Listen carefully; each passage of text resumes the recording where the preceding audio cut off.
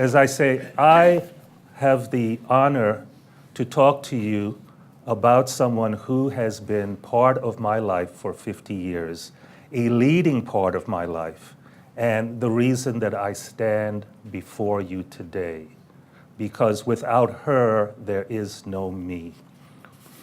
Now, this year, as you were told, is the 125th anniversary of her passing.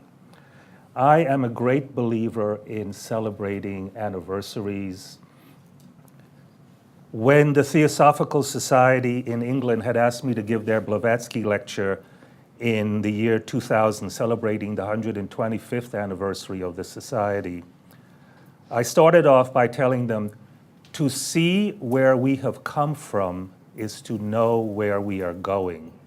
When you think of it, it really offers us a chance to see what we have accomplished and what lies before her. Anniversary, centenary cycles have been part of this movement since its very beginning. Those of you who know the Mahatma letters, they talk about the first 7-year cycle finishing, where what was to be accomplished still needed to be done. Hpb herself, to her own students, talked about at the end of the 19th century, the first 5,000 years of the Kali Yuga would end and there would be dramatic changes. There is that famous 1900 letter from KH stating that the Theosophical Society must be safely ushered in to the new century. So the Society has had numerous anniversaries. 1925, great anniversary. Some of you who may know Dora Kunz, I once asked her in New York, were you at that 1925 gathering that was held under the Banyan Tree? 3 hours later, we had barely got to 1925. I felt that I was clairvoyant and psychic. She had been there, and it's the famous one where Krishnamurti was talking to the audience and switched from the third person to the first person. He's talking about the world teacher. He brings this, he brings that, and then I bring such and such. So, H.P. Blavatsky, she describes herself as, I am the mother and the creator of the Society. It has my magnetic fluid, and the child has inherited all of its parents' physical, psychical, and spiritual attributes, faults and virtues, if any. So we are all children, grandchildren, great-grandchildren of HPB, so to speak. That DNA of hers has infused the Society, and perhaps that is one of the things that has made it so successful and perhaps at the same time so quirky. I would like then to just talk to you about the HPB that I know, which is somewhat different than the HPB of books. As you know, she was born in what is now the Ukraine in 1831. Nancy Seacrest will be going in August, I believe. Is it August 12th? That's her birthday. Yes.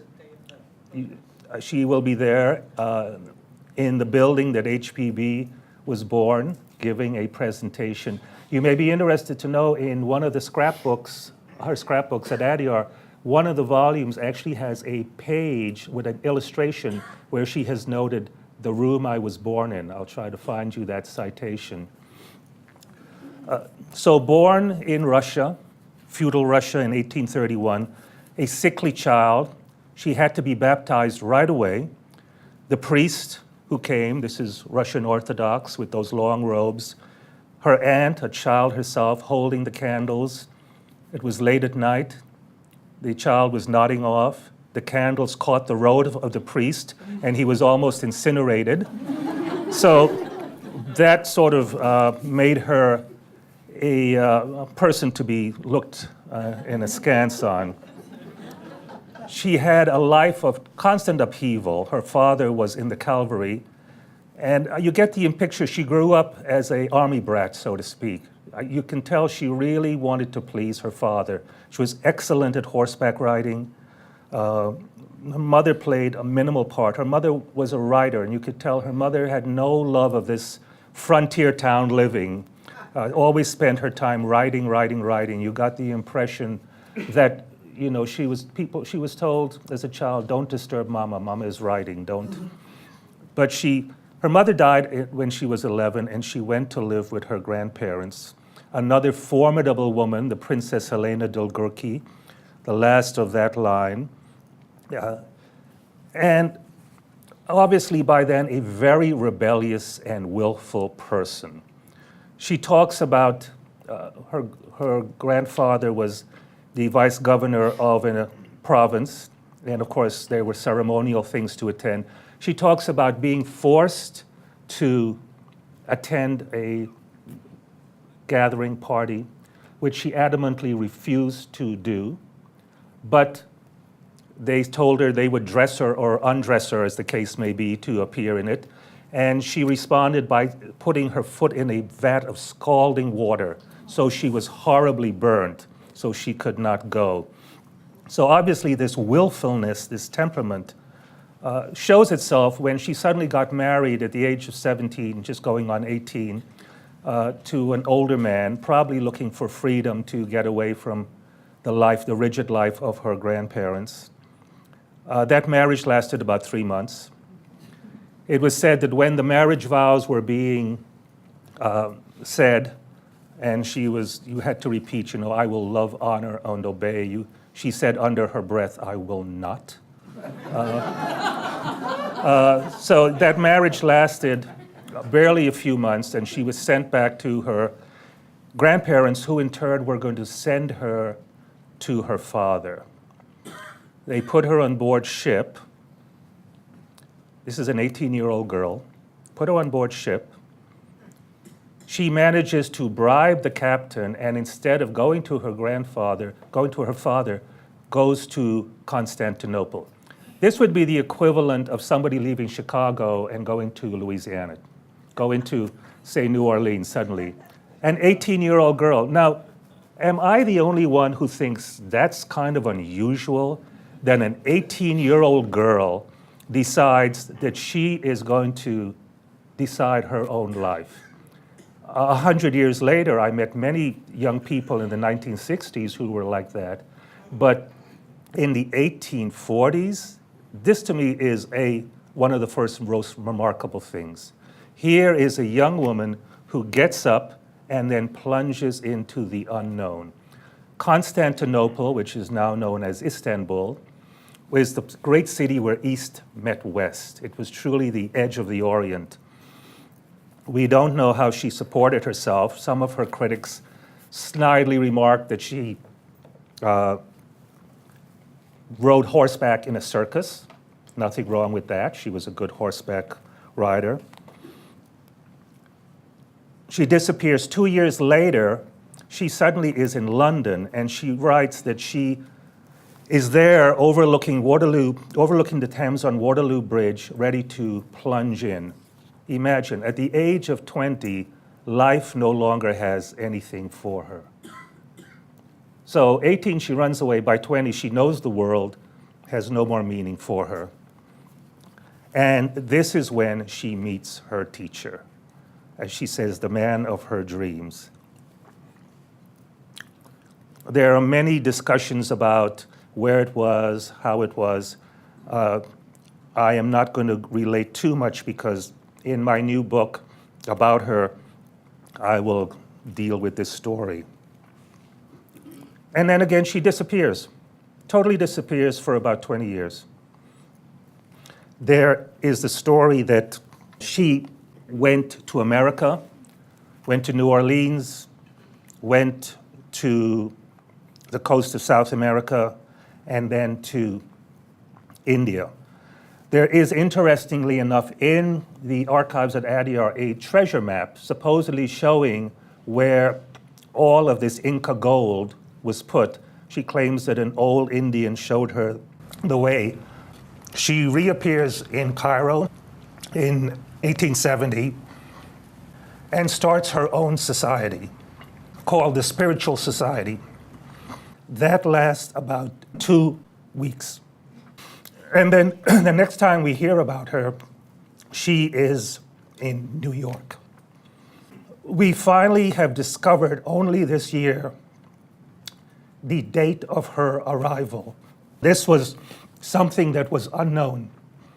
We know now that she arrived on July 8th, 1873. A year later, she applies for US citizenship. Soon as she gets it in 1878, leaves the country. She meets Colonel Olcott, which is a dramatic change of events for both of them. Colonel Olcott was a prominent lawyer. He had investigated Lincoln's assassination, as you all know. They meet, and a friendship forms and a bond forms between them that would last till the end of her life. In New York, in Irving Place, at her rooms, a meeting is going on. People have gathered. She always has people gathering around her who are interested in the spiritual life. And Olcott says, wouldn't it be a good idea to form a society to investigate such things? And the society is born. She herself feels that September 7th, the date of that meeting, is the actual date of the birth of the Theosophical Society, not November 17th that we celebrate, which is when Colonel Olcott gave his inaugural address. Instead of being involved in the TS, she goes off to Ithaca, New York, and starts writing ISIS Unveiled, or What Becomes ISIS Unveiled. The family she visits, the Corsons, Professor Corson had been a professor at English literature at Cornell. He had lost his daughter a year before, and obviously thought that HBB could put him in contact with her. In fact, she suggested everything to the opposite. At that time, she was still a smoker, and they begged her, of course, Ithaca is a very small town, they begged her not to smoke in public. They took her out for a ride to see Lake Cayuga. It's a beautiful part of the country. Autumn was just starting. But as Professor Corson's wife wrote to her son, the poor woman could not restrain herself and had to sit by the side of the road and take a few whiffs.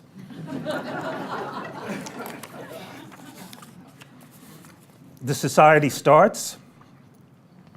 It lasts about 2 years. Colonel Olcott, who was paying the bill out of his own pocket, they met at Mott Memorial Hall on Madison Avenue. It is no longer standing. Members were indifferent. They could not even get a third person to form a quorum at the meetings. Colonel Olcott said that they had to depute the chandelier to be a third person, and their last thing as they left New York for India was to bid goodbye to the chandelier, which had been one of the most faithful members of the society. Now, here again is something else. Okay, you start something. It doesn't succeed the way you hoped, imagined. But yet they still kept on with this thing. It had some meaning. It had some drive, some impulse. Okay, it didn't work this way. Let's see if it works this way. Of course, she writes ISIS Unveiled. She didn't leave that apartment on West 47th Street for 6 months, just writing and writing and writing and writing. And the book ends up being 1,200 pages. My abridgment will be there for only 200 pages, so taken out, it's a hard thing to take out over 1,000 pages of any author.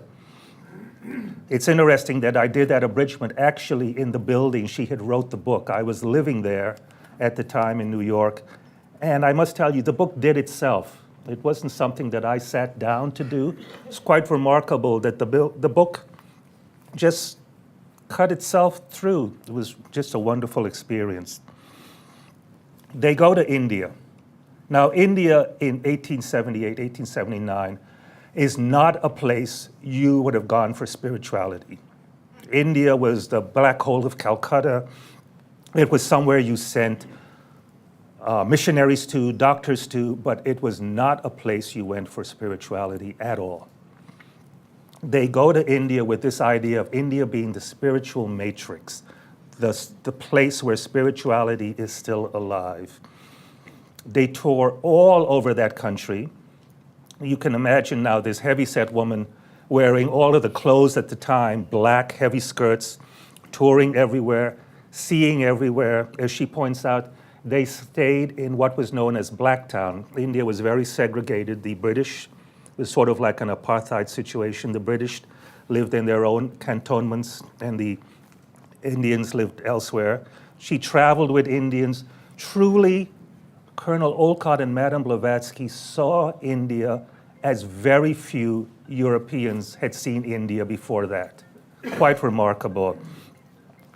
She goes everywhere, sees everything, is traveled throughout the entire country. They buy a headquarters in Madras at that time because the railroad had opened up to the Nilgiris and people could go up to the mountains for the summer. They chose Madras. They had initially been in Bombay because it was central. Central to the north, Calcutta, central to Bombay, central to their work in Sri Lanka. The Theosophical Society was the first all-India movement. This is at a time when India is cut up into princely states. There was no India as we imagine. There were a number of separate countries, states, each with a different language, each with a different administration. The Theosophical Society was the first movement that bridged all the divides, all languages, all races, all ethnicities. She goes to Europe in 1884. Colonel Olcott was such a great, was admired so greatly in Sri Lanka. He started Buddhist schools for Buddhist children. And the Buddhists had asked him to go to London to press their case before the colonial office. They were not getting any redress. Here again, imagine, we complain about traveling today. Here is somebody who traveled on a bullock cart, which means it's a cart with a bullock pulling it, with wooden wheels, with no traction, through places where there were roads, no roads. He lectures sometimes. Sometimes he was the first white face that anyone saw. He drew a crowd, as he said, sometimes out of curiosity. People came to see him. He would speak at night. They would set up 2 torches. He said by the end of the night, the torches had attracted a mass of insects who had simply landed on his beard. So his face was a wriggling mass of insects. But all that, they go to England. She's feted. Suddenly, she's the talk of the town. Everybody wants to meet her. The society is flourishing. 95 lodges in India, while the rest of the world has about 15. Right when she's at the apogee, again, a strange story, news comes from India about some letters that are going to be published in a missionary journal claiming that she has done fraud for all of her phenomena. They go back to India. The General Council meets. They decide she wanted to sue for libel. The General Council decided it was not worth suing. She is in a terrible state. Olcott said it was terrifying to see her marching up and down the roads with her eyes bulging out, condemning everybody as being disloyal.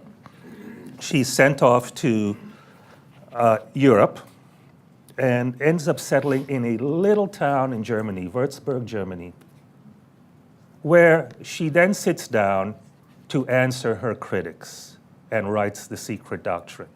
One of the charges against her is that she had done all of this in the Theosophical Society as a front for being a Russian spy.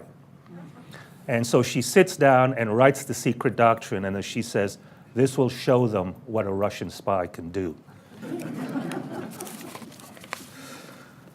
So She, of course, has another near-death experience, almost dies in Belgium, comes to England in 1887.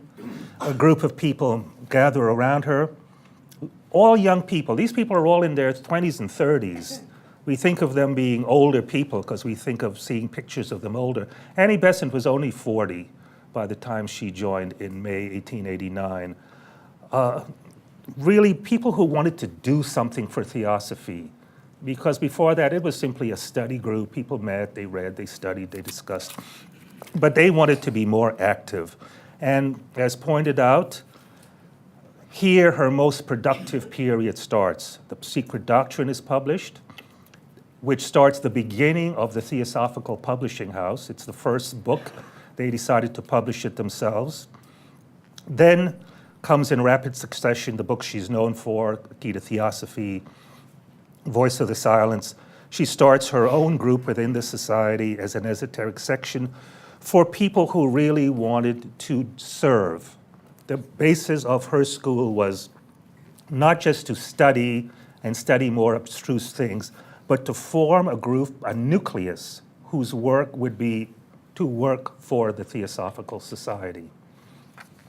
And of course, then you know she dies very suddenly in May 1891 from the influenza epidemic that is sweeping London.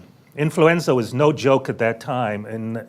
During the First War, over 14 million people died from influenza.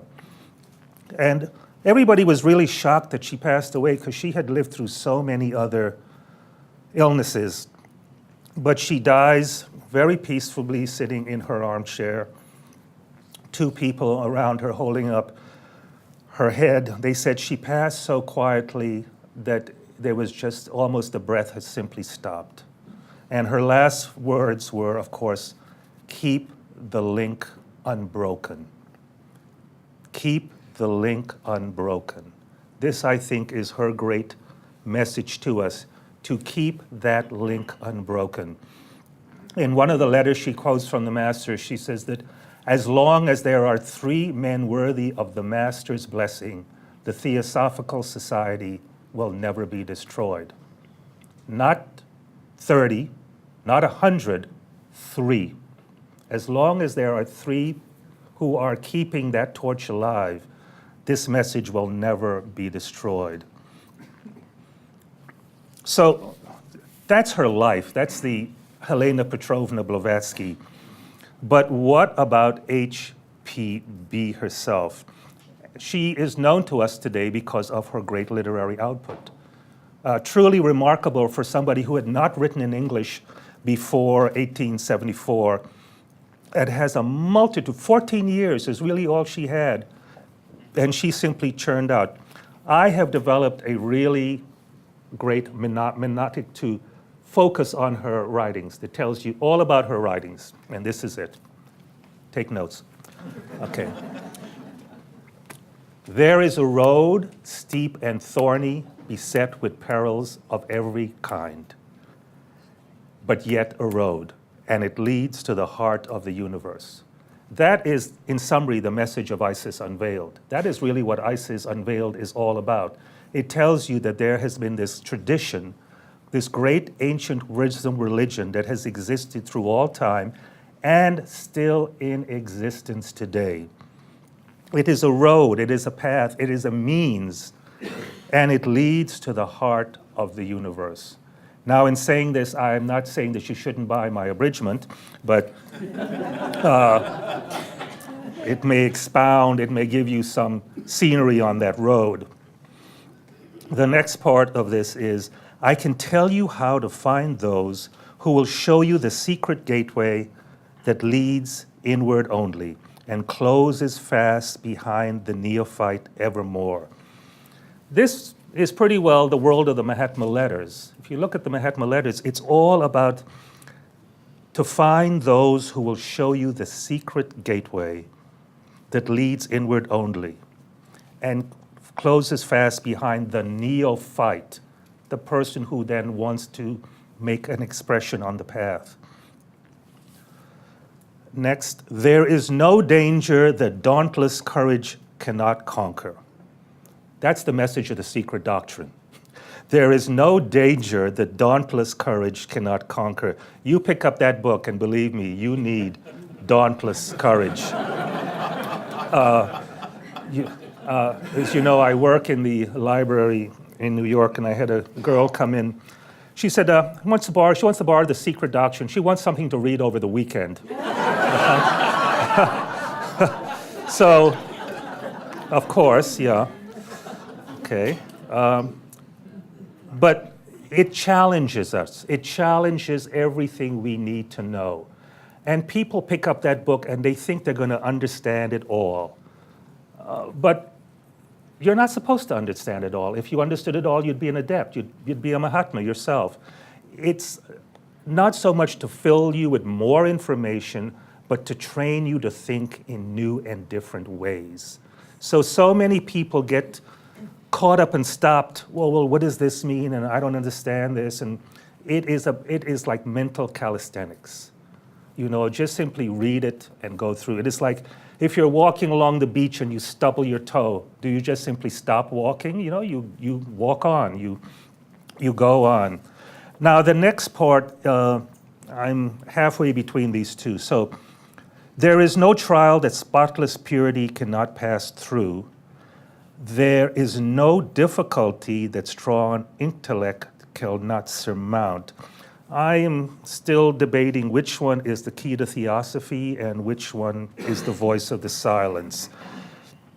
There is no trial that spotless purity cannot pass through.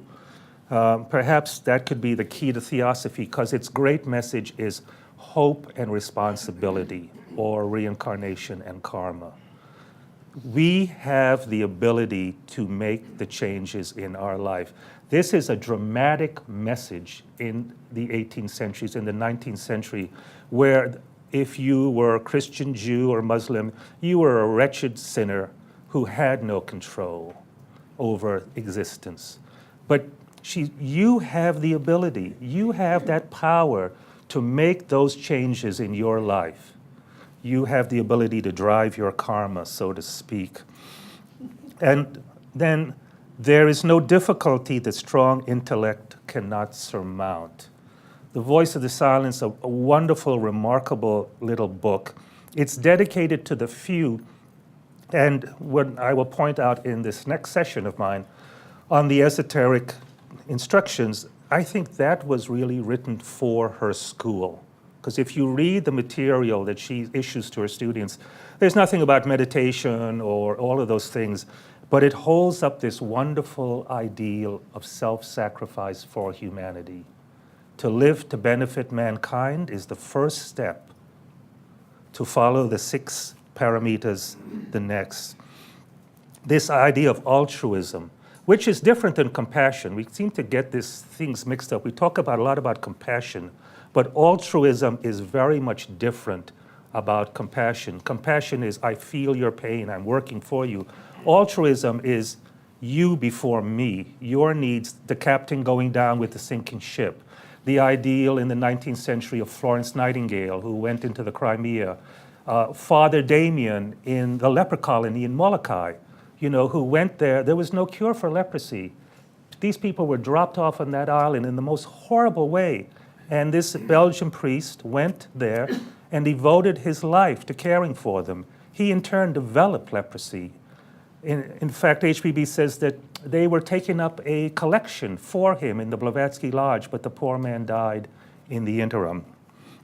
And then, for those who win onwards, there is reward past all telling, the power to bless and save humanity.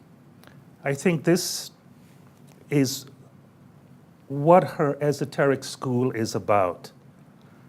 The power to bless and save humanity. Reward past all telling. And then it ends by saying, for those who fail, there are other lives in which success may come. So again, this message of hope, that it's all up to you. You can make it if you only try. Don't stop reaching till you touch the sky. How much time do I have left for this thing? Okay. So, okay. So I'll end with this question of who was HPB. Colonel Olcott, who knew her, writes that none knew her so intimately as I. None save me saw her in all her many changes of mood, mind, and personal characteristics. This is somebody who knew her from 1874 till she died. Just because I did know her so much better than most others, she was a greater mystery to me than to them. It was easy for those who only saw her speaking oracles, writing profound aphorisms, or giving clue after clue to the hidden wisdom in the ancient scriptures, to regard her as an earth-visiting angel and to worship at her feet. She was no mystery to them. But to me, her most intimate colleague, who had to deal with the vulgar details of her daily common life and see her in all her aspects, she was from the first and continued to the end an insoluble riddle. Right? She was an insoluble riddle. Imagine, this is Colonel Olcott, who knew her so intimately. W.B. Yeats, the poet who knew her, describes her, he says, she is simply a note of interrogation. So people saw in her what they needed to see. Of course, we know her as the teacher, this great inspirational figure. She, of course, is known for her self-sacrifice, her work for the society unparalleled, writing 12 hours a day. Imagine she'd wake up early, by 7 o'clock, have a cup of coffee, and sit down and just write. Got a fountain pen, I think, in 1887, so she was using ink all of that time. And if you've written for any length of time, you find that the nub of the pen actually starts making an indentation in your hand. They said she could write and roll a cigarette at the same time. You could tell how well she was doing by how many cigarette butts were there. In fact, as she lay dying, her last act was to roll a cigarette for her doctor. Of course, somebody who smoked at one time 200 cigarettes a day didn't die from emphysema or lung cancer, but certainly could smoke. She was smoking. But I think in answer to this question, because I think you have some questions about all of this, I will let her end with her own writing in a letter of hers. She writes that HPB is not infallible. HPB is an old, rotten, sick, worn-out body, but it is the best I can have in this cycle. Hence, follow the path I show, the masters that are behind, and do not follow me or my path. When I am dead and gone in this body, then you will know the whole truth. And since that time, since 1891, we have been struggling to come to grips who was HPB. I will just conclude on this one message. The Journal of the Theosophical Society in England Insight republished this year for May a talk I did at Adyar for White Lotus Day in 1984. And it has this quote from her that I think sums her up and describes her, I think, how she would like to be remembered. I write, why did she do it? We get a glimpse when she says, unswerving devotion to him who embodies the duty traced for me, and belief in the wisdom collectively of that grand, mysterious, yet active brotherhood of holy men is my only merit and the cause of my success in occult philosophy. And then I'll just read you the summary that I write here. Here we have the key to that riddle of contradictions known as HPB. This loyal sense of duty to the cause of truth, which the motto of the society reminds us there is no religion, no dharma higher, this perhaps is her most enduring lesson to us, a lesson each one of us can utilize in daily life. For like her, we are often thrown into situations not of our own making, nor of our own particular liking, situations which, in our microcosmic world, are more momentous than global affairs. But if we could tap this force, this dwelling latent in the heart of each man and woman, this dedication would transcend all obstacles, truly move mountains. We would then become active co-workers with HPB in a grand evolutionary cycle for the benefit of humanity. And if that's not something worth striving for, I don't know what is. Well, thank you.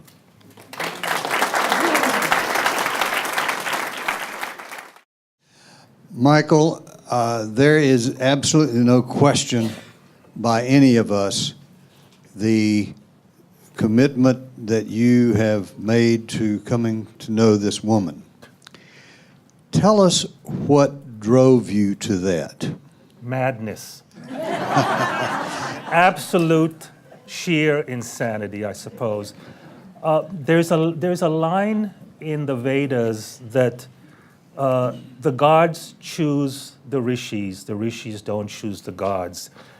I came across her in Toronto, I guess 1964.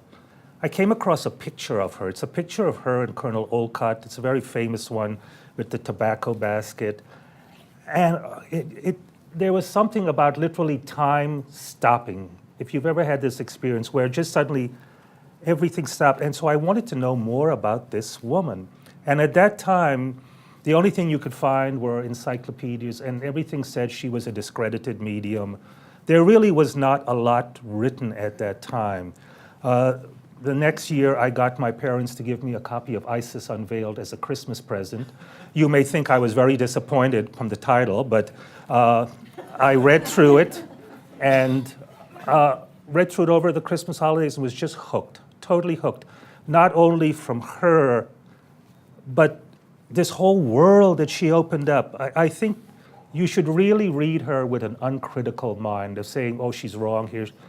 She was like Scheherazade with 1,001 stories, just telling you about ancient wisdom, about Platonists, and just endless things. The Orient, wonderful, wonderful descriptive things.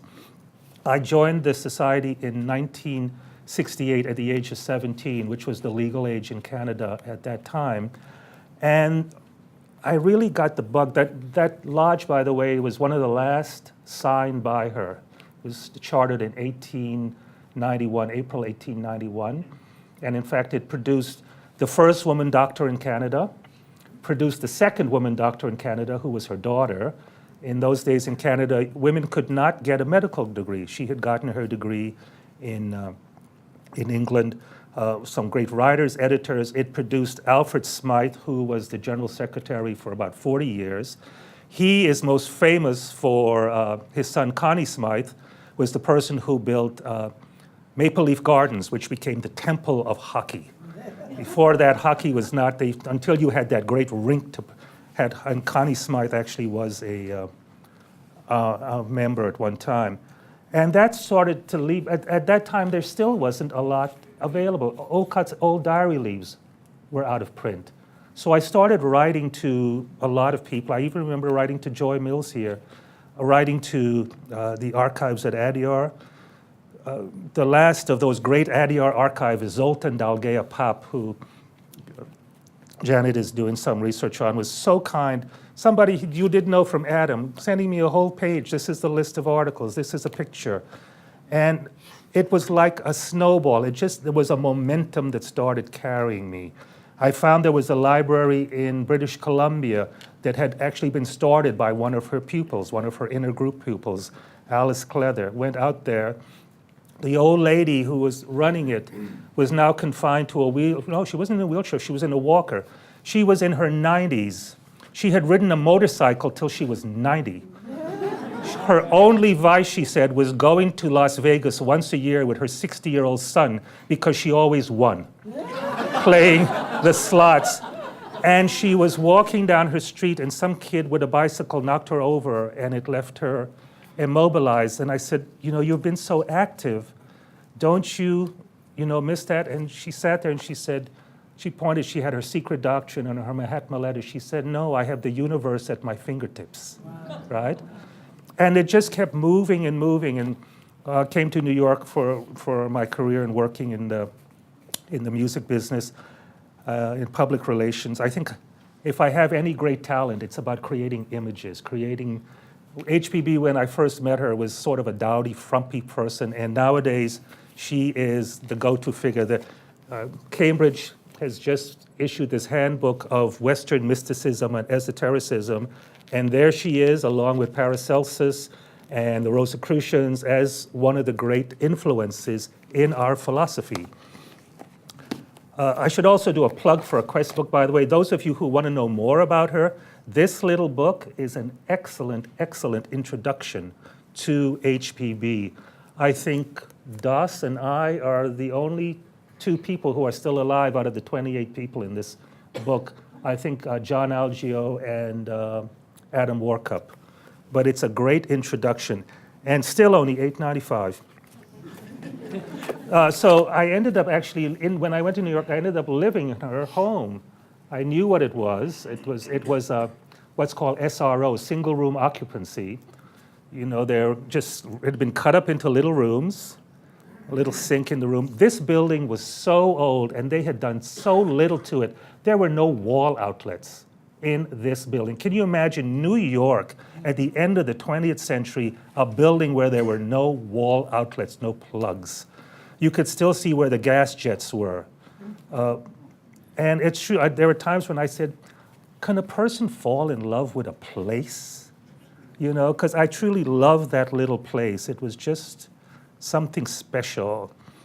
Now it has been cut up further and is now a travel lodge, and everything has been changed around it. So I would look out the window seeing the same views she had, seeing Colonel Olcott describes that after one night at work in a nice in Sudville, he was sitting in his room and thinking over some things, and out of the corner of his eye, he sees this figure in white.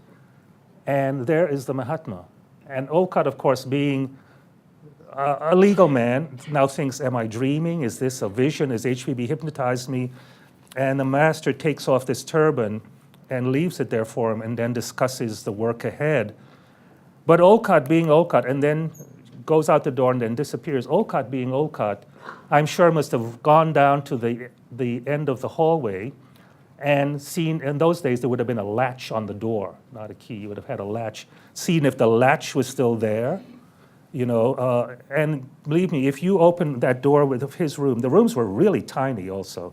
If you opened that door, you would have seen anybody leaving. So then this thing keeps steamrolling, and finally when I was freed from the record business, thanks to the music business tanking by 1980, which was vinyl became history, and CDs and all sorts of other digital technology was taking over. I wrote to Adyar about getting something copied from one of the scrapbooks. I think Dr. Jean Raymond was still international secretary then. And they said the scrapbooks were too fragile to be copied. So, well, if the mountain won't go to Muhammad, so I said, well, can I come and see the scrapbooks? And of course, they said yes. And it was just so wonderful to go through all of those scrapbooks that she had put together. There's over 30 volumes of just press clippings, and I hope one of the things that will be done will be to digitalize those, because they are truly a treasure. Sometimes good intentions can be the worst. C.G. Narajadasa, a past president who was a great lover of the archives, decided to preserve them by covering them with cellophane and shellac, and that all that is done is made them brittle and brown. But there's tons, and just, it's amazing to think how much publicity this movement got in the early days. I mean, when she died, it was world news. She was on the cover, she was on the front page of the New York Times, the Times of London. All the New York papers covered her. Quite remarkable. So it was like a force.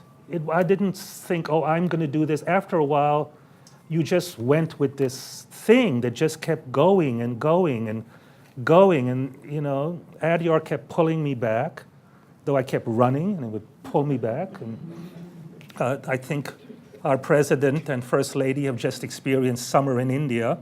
Wait till you go through a full year cycle. Even our international president, Radhabernia, would leave during the summer to tour Europe, while the rest of us would just become a puddle, a ball of sweat hanging on your nose that would just never seem to leave. And it just kept growing and growing. My first book, The Dawning of the Theosophical Movement, which Pete Peterson chose the title for, which in India, I was once introduced as the author of The Downing of the Theosophical Movement. Dawning. Pete Peterson chose the title. Robert Elwood was my reader. And it was suggested to me by Dora Kunz, right downstairs at that table. Dora and Shirley Nicholson, we were sitting down there, and Dora being Dora, she said, well, you've been to Adyar, why don't you write a book? I was just so taken aback, and because the centenary of the American section was coming up. Well, you've been to Adyar, why don't you write a book, right? And I did my best, and I remember going up to Cornell with an old portable typewriter, so outrageous in those days, you know. But just, as I say, the momentum kept going till it pushed the personality aside. Yes, the personality is our quirks, our habits, but then something else begins to generate. And one of the greatest things to be able to be the medium to make her book so much accessible. My editor over here, Mitch Horowitz, after I had done ISIS, he came in, he was doing research for his own book, excellent book, by the way, Occult America. He came into the library and he didn't know me. He said, do you know Michael Gomes? Usually when I'm asked that question, I say, why? But I think, what now? What now? I said, well, I suppose as good as anyone. And he simply said, well, if you have anything, and I had that abridgment that I'd worked on in The Secret Doctrine, and it really got published. And in fact, if you put in Blavatsky and Amazon books, the Secret Doctrine is the first thing that comes up. The second thing that comes up is the abridgment of Isis Unveiled. So it is still being sold and still reaching people all over the world. And then I was offered the work to transcribe all of this undiscovered material. The transactions, the Blavatsky Lodge, they had done a stenographic report of it. The book is 400 pages, and transcribing, you know, her replies back, forth, all of her questions, answers, you know, but also people, oh, you're so lucky, it's so wonderful. There's also a psychic toll that is taken by these books. To have to concentrate so minutely on so many points, it's just a velocity, and then you reach a point where it's no longer about H.P. Blavatsky or H.P.B. It's about this dynamic force that is still operating in the world for good. This tremendous energy that it's like a keynote that struck, or an avalanche that's still working in the world today. As I say now, she is regarded as a seminal figure in the world of academic studies. The only sad part is academics think they know more than theosophists about theosophy. But she really has become a dynamo, and perhaps when I'm dead and gone, hopefully that I will have made her a little more understandable and accessible. All I can tell you is she has been there for me when no other has. There's a lovely line from Annie Besant about theosophy, what it meant to her. She said she followed it regardless of what human ties be broken or friendships failed her. HPB has been there for me when I've shed a tear, when I'm happy. She had this habit when she was writing of just sort of gazing into space, and maybe she was looking to the future and saw the work that we are all still carrying on today. This ability to keep the link unbroken. So if you ask me about her, she's, yes, not a question mark, but she's a really dynamic power and force. Anyone else? Anyone else?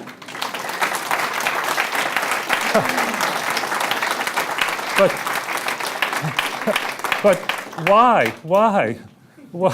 To quote our late president, Rada Bernia, this is not an entertainment. There is no need for applause. Any other questions before? Any other questions? Michael, where did you find the information about when HPB came to America? I'm curious about how It's that just happened. been discovered. You know, there really are an informal network of people who are doing research now on her, and on one of my colleagues has just come across the actual ship manifesto where she's listed as coming on July 8th, 1873. So they are planning to publish something on it.